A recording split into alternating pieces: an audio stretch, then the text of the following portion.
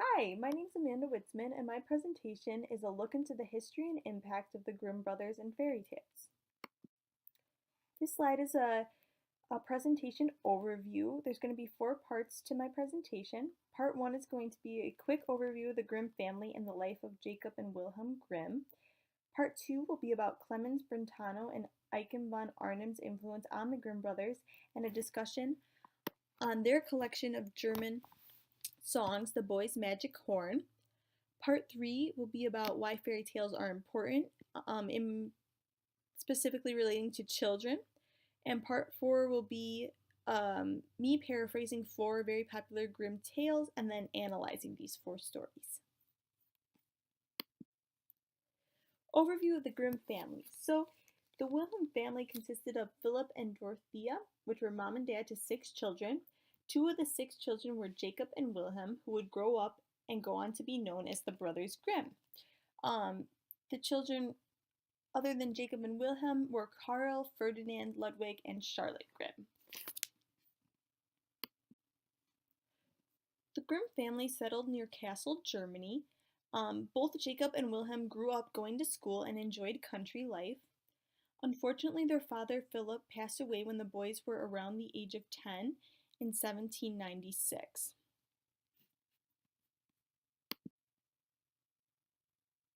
The passing of Philip Grimm was very hard on the whole family, but they worked through it. Jacob and Wilhelm had a very strong work ethic and would study for hours on end in order to receive good grades in school.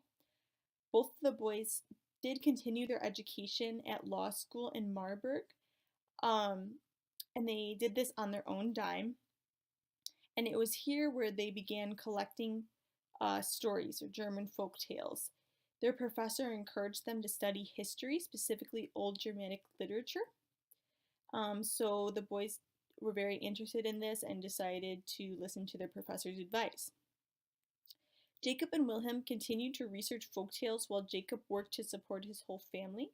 Since Jacob was the eldest, it was his responsibility to care for his family after his father had passed away. Once Jacob and Wilhelm decided that they wanted to work towards collecting German folktales, they began contacting their friends from Kassel in order to see if they could orally pass on any stories that their family had told them, or if they knew of any books that the Grimms could look through and gather old Germanic tales from. And they were actually recruited by Romantic author Clemens Brentano and Eugen von Arnim to help them collect stories that they would publish in a book called The Boy's Magic Horn, which I'll be discussing a little bit further into the presentation. In 1808, Jacob accepts a position as a private librarian to the king. This is an important part of Jacob's life because this job not only provides him with money to support his family, but also gives him the time and resources to do more research on Germanic literature. About a year later is when Jacob and Wilhelm published their findings, and in 1812 they published Children and Household Tales Volume 1, which is a widely successful collection of Germanic tales. It's actually worldwide the most read and widest spread book of German culture and history, and is translated in over 160 languages. I thought it was interesting to mention that Wilhelm also gets a job in the library, and they both spend their days in the library researching, and they get to dive further into their findings of Germanic literature while gaining money for their family.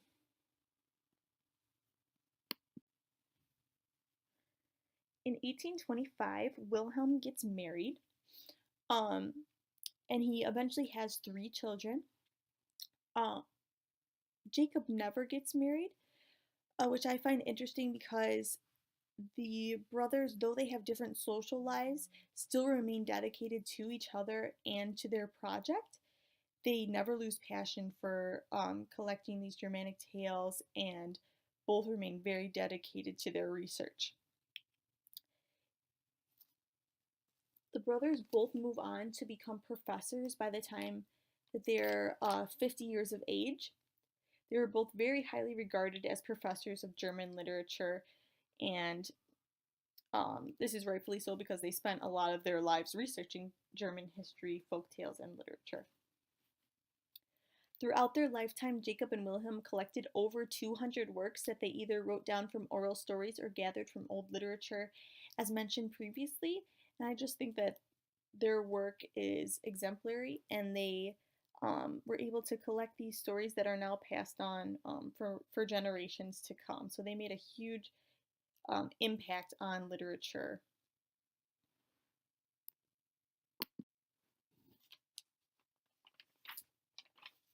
Who influenced the Grimm brothers? So I just wanted to touch on Clemens and Eicham and how um, these two men really influenced the Grimm brothers.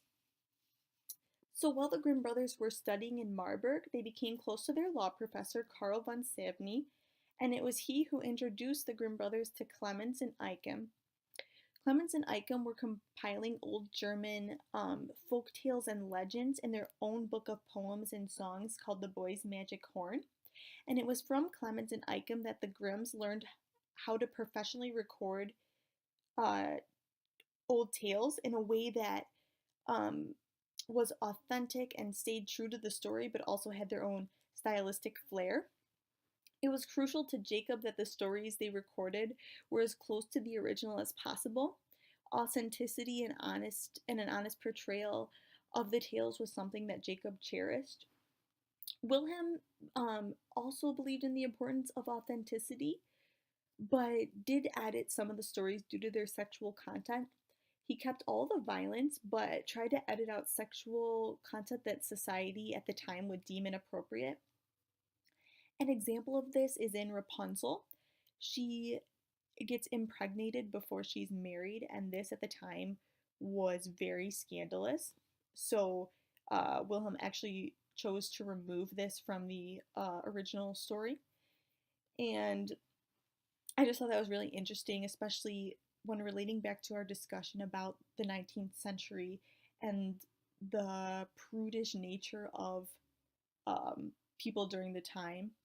When we talked about furniture at the time having to cover all the legs of the tables because they resembled a woman's leg, I just thought um, that the Grimms taking out sexual content really related to that.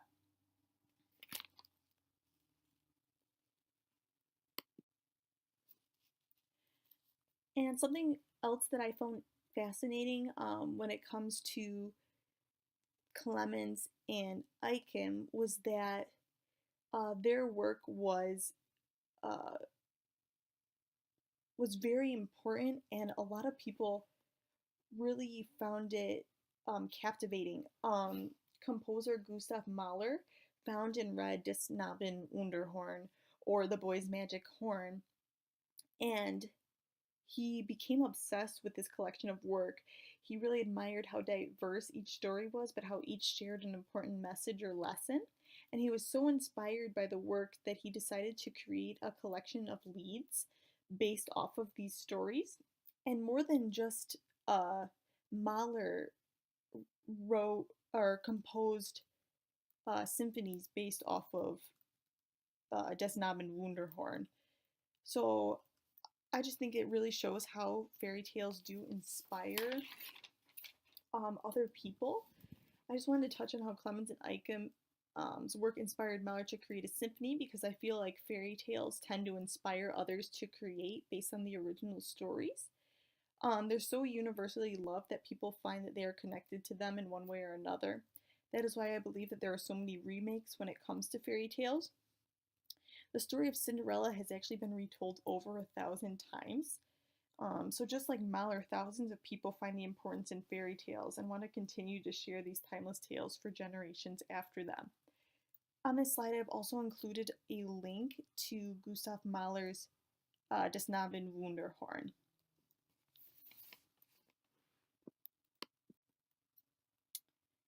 So on to part 3, why are fairy tales so important? These tales mean a lot to people all over the world, but I really want to hone in on the importance of fairy tales specifically in regards to children.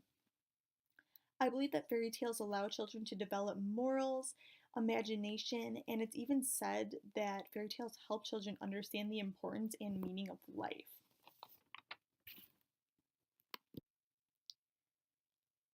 Therapist and teacher Bruno Bettelheim discusses the idea of finding a meaning in life.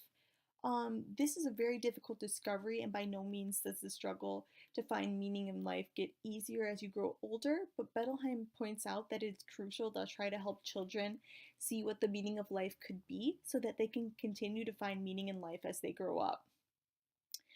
Children can find meaning in learning how to make relationships and forming meaningful connections. And when children make these connections and realize that they have a positive impact on the world, then they may begin to understand their purpose in life and feel happy and hopeful about the future, knowing that they can make a positive impact. Bettelheim points out that the two most important factors that determine whether a child will be able to find meaning in life are one, their parents and how they are raised, and two, culture, which is best represented by literature for children. Bettelheim identifies fairy tales as being the most effective form of children's literature in respect to helping children understand life. Um, Bettelheim continues on to talk about how fairy tales may not be set in modern times, but how they can relate to people at any time because they really tackle the inner struggles of humans. Learning about the struggles of humans help children develop strategies on how to deal with problems that the world will throw at them. Bettelheim found that fairy tales were more successful than any other type of children's literature in helping a child express their emotions and understand how to face problems because fairy tales offer solutions to the problems portrayed.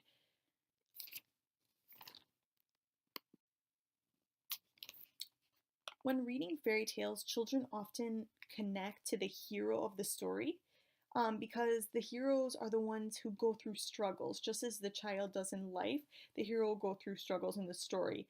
And the child will then disassociate themselves with the villain in the story, and they will learn to not act like that of a villain, which will help them develop morals that they can take with them throughout life. Fairy tales purposely have characters that are polar opposites. For example, you have good versus bad, or evil stepsisters in Cinderella, so that children can easily identify good behavior versus bad behavior. Another benefit of fairy tales that I wanted to mention is that fairy tales are not afraid to bring up deep topics that other children's literature may want to avoid.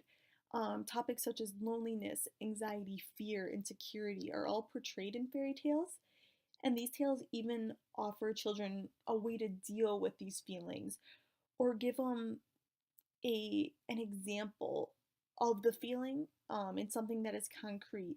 They can connect with a character who feels the same way as them and will know that they are not alone. They can go back and read this story over and over and over again and know that there is a character who has similar feelings as them, and they can make a connection and know that they're not alone in feeling this way and that there is a solution to feeling this way.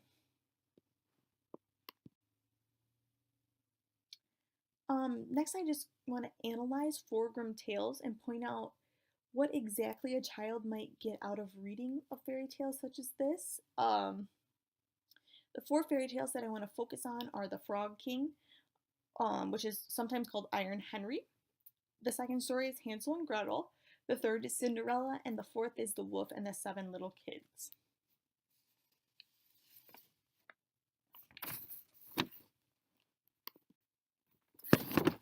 The Frog King, or King Henry.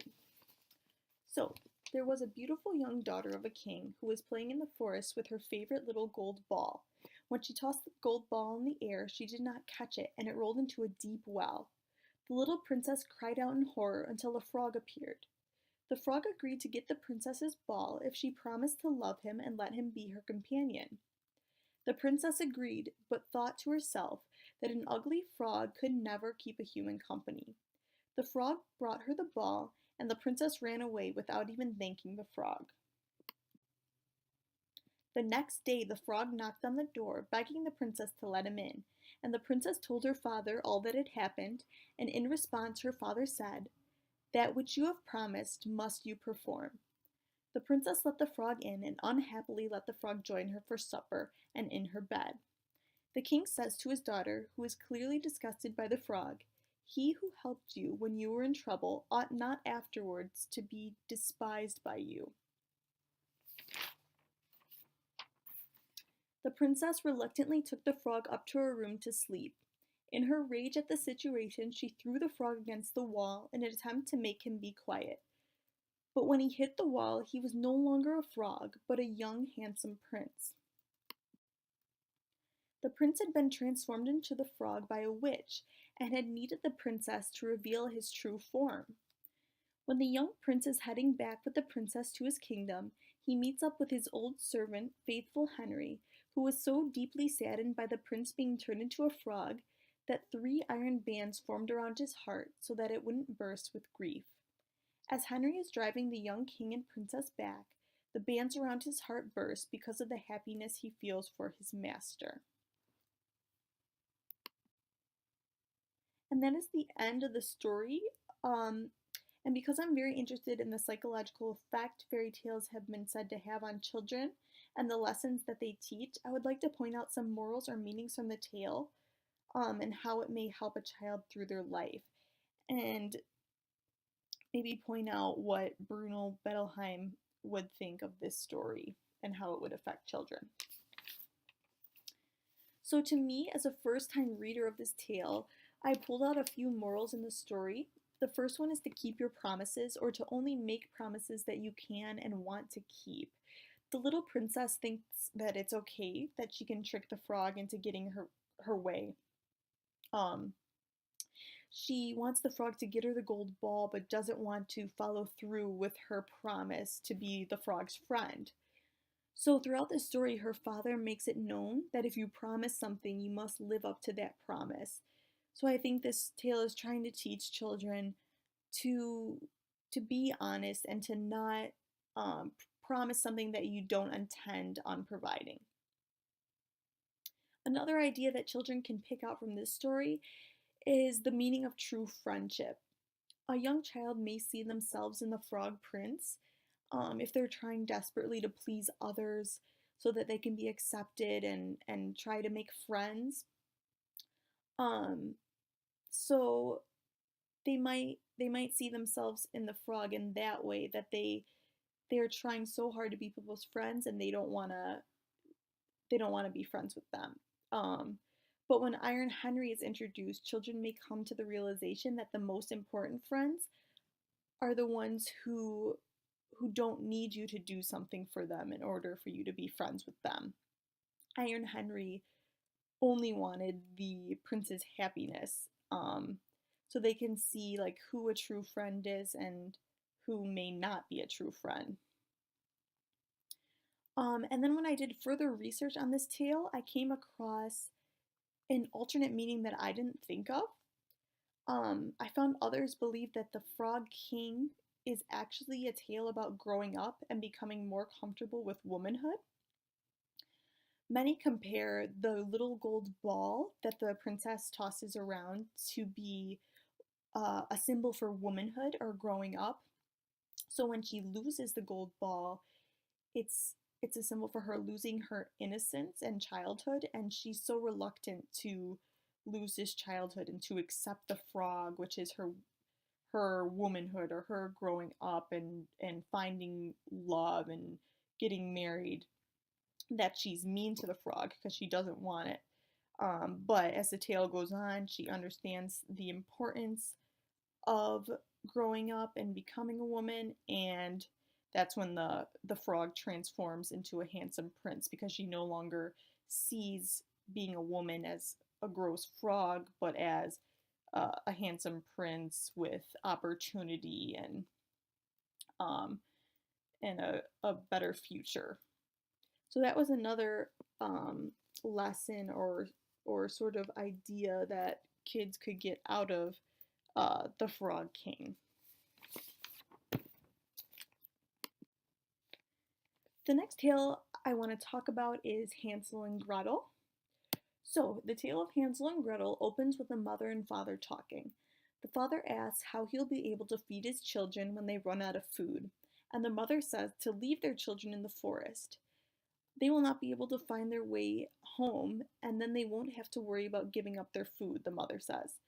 The two children overhear their stepmother, and Hansel, the little boy, decided to come up with a plan. When they set out for the forest the next day, Hansel made sure that he dropped pebbles every few feet so that he and Gretel would be able to find their way home. When night came, the parents left as planned, and Hansel and Gretel waited until morning, and then they followed the pebbles all the way back home.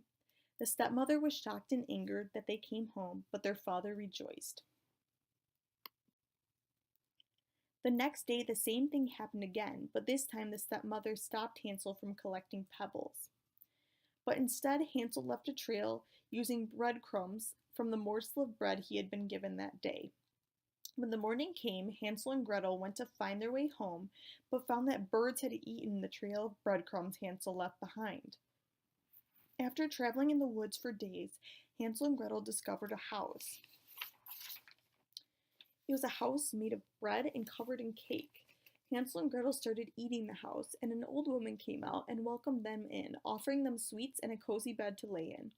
She led the children to believe she was a harmless old lady when in actuality she was a witch who wanted to eat them. The witch then took Hansel and locked him up in a stable and forced Gretel to cook food that would be used to fatten up Hansel. The witch decided that she would cook up Hansel and ask Gretel to step in the oven and make sure it was heated enough. That was a trick to try to get Gretel to be cooked. But Gretel, being the cunning girl that she was, pretended not to know how to fit in the oven. So when the witch bent her head into the oven to show Gretel what to do, Gretel pushed the old witch into the oven and closed it shut. Gretel then ran to Hansel and got him out of the stable. Both Hansel and Gretel rejoiced and then took all the old witch's riches and jewelry. They made their way back into the forest and found that they had to cross a pond. They did so by calling a duck to help them. The duck helped them cross one by one, and then they made their way back to their house and embraced their father. Their stepmother had died while they were away, and the father and Hansel and Gretel lived together in happiness.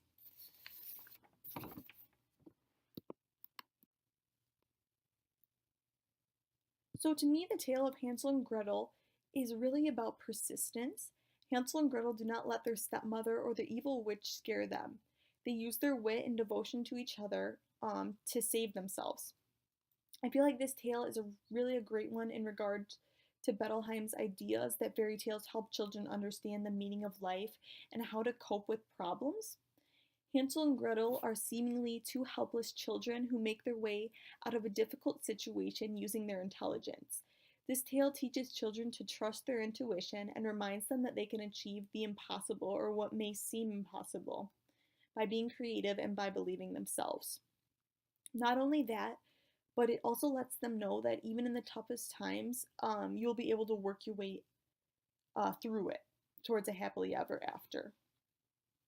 Bettelheim shared one of his patients' responses to the tale of Hansel and Gretel, which I found enticing. A young girl always gravitated to the tale Hansel and Gretel. She had an older brother who was her role model and led her throughout most of their childhood life, much like Hansel led Gretel back home through the woods using pebbles. She found that as she read this story, she realized that at the end of the tale, it was actually Gretel who had saved them from the witch, not Hansel. And she started to realize that she could be independent, and she truly didn't need to rely on her brother as much as she did. This tale helped her to gain trust in herself and to rely less on others. And I thought this was a really interesting tale of how a fairy tale helped a child realize their own strengths and help them to become independent and strong and let them be the leader of their own lives. The next tale I want to talk about is Cinderella.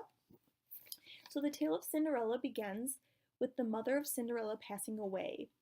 After the mother passes, Cinderella's father had found a new maiden to wed.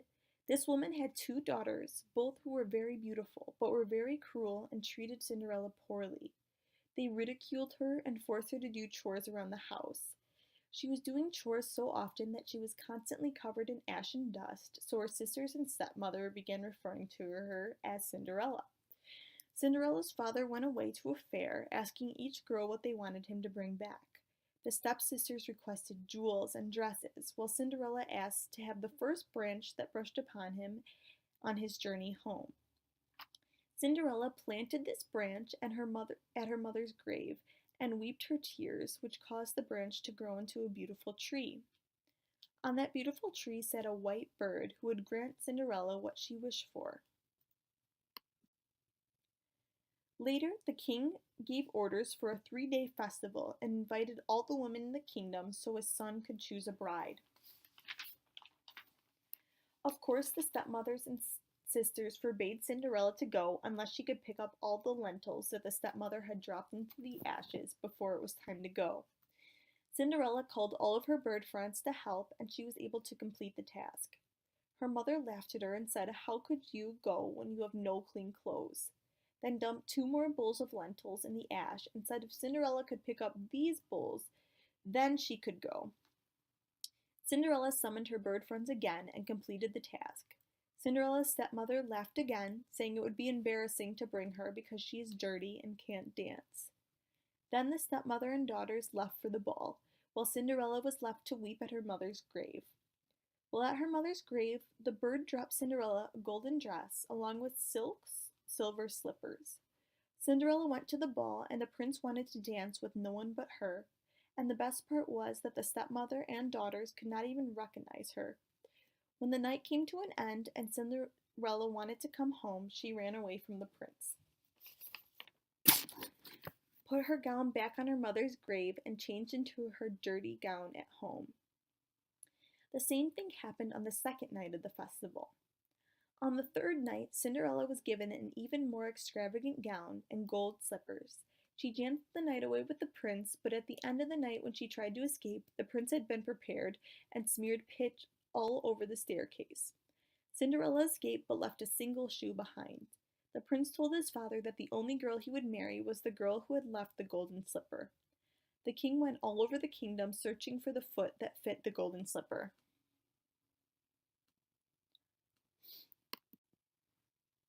One stepsister tried it on in her room, but her toe was too big.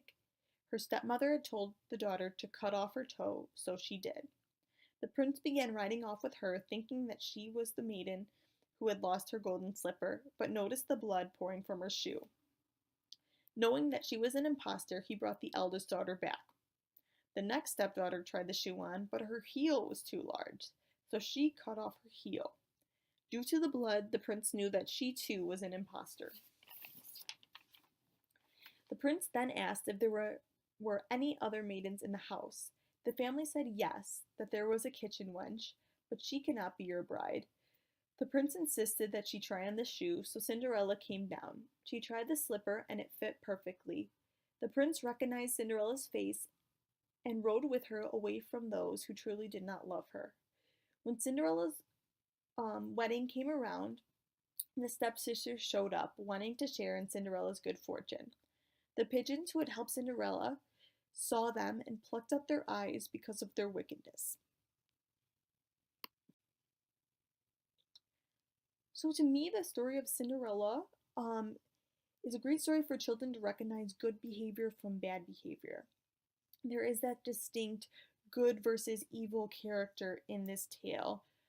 The stepsisters and stepmother are referred to as wicked and cruel, and kids can associate the characteristics of these women with misfortune.